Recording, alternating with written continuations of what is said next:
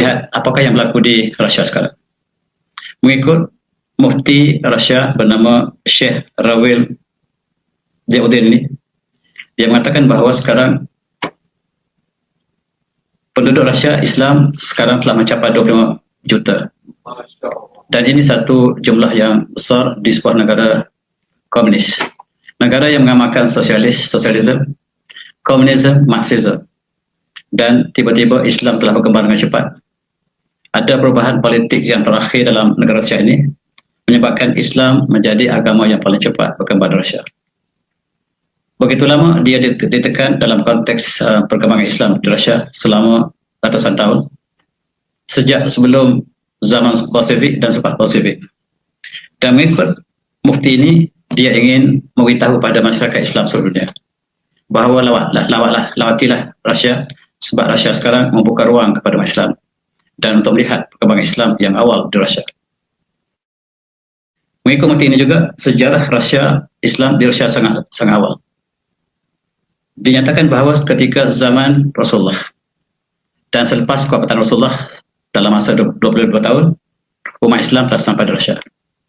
Dipimpin oleh para sahabat yang besar, dan secara khususnya berlaku perkembangan yang aktif di Rusia ketika zaman pemerintahan Khalifah Umar bin Khattab, dan sebelum itu ketika zaman pemerintahan Sayyidina Abu Bakar juga pendakwah telah sampai ke sana. Dan ini kawasan yang mula-mula sekali umat Islam sampai di situ ialah di tepi laut Kaspia.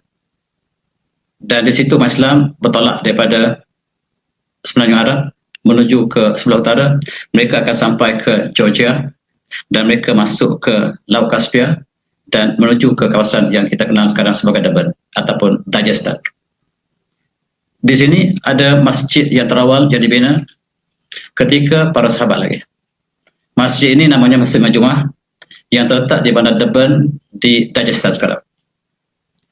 Oleh kerana begitu lama di sini di bawah pengaruh Rusia ataupun Soviet Union, maka kita lihat umat Islam di sini tidak banyak beritanya keluar ke seluruh dunia.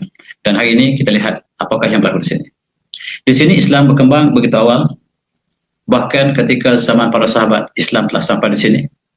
Mereka membina masjid dan di sinilah tempat pertemuan ulama-ulama yang besar satu masa dulu. Dan ini masjid ini telah dibaiki berkali-kali dan inilah bentuk yang akhirnya. Di sini juga kita lihat pernah dilawati oleh para ulama yang terkenal, termasuklah Al-Junaid Baghdadi.